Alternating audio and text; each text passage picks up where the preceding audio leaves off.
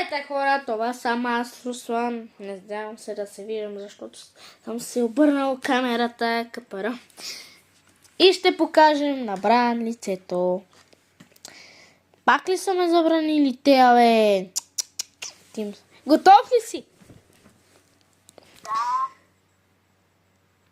Готов. Ама хубаво. Се усмихни.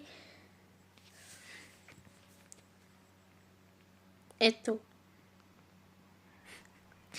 И да ще играме на какво? Ще играме.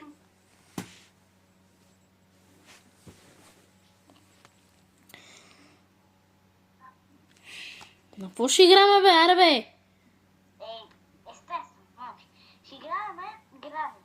И ще дигнем няколко левела и ако искате втора част, Стой, чакай, ти ми циклиш тука, бля. Бебе, кон. Сори, чакайте, сега ще се оправя това. Така, завръщаме се. Да знаете, приятели, само че сме започнали нова игранушка. Естествено ни гледа. Не знам как да се измъкна. Да, защото аз гранушка пушка не съм играл 5000 години. Стойте, че аз нямам поставка и нямам как да снимам. Искам да съм...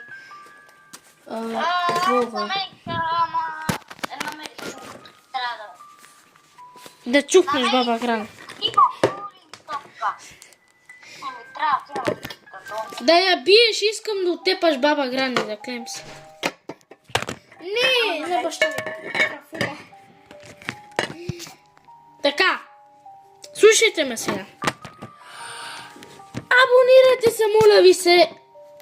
И лайкнете видеото, защото това, ако го направите, ще съм ви много благодарен от сърце.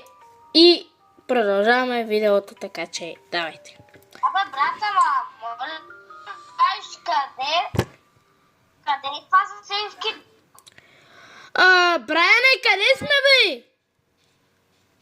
Не знам. Аз за първи път имам тъпа карта. Па тая е тъпа, бе, брат. Баба ти гранушка ли е пусна? Непослушната баба гранушка. Баба ти гранушка, не знам къде е.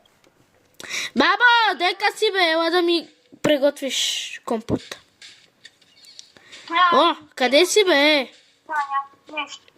Да, виждам я.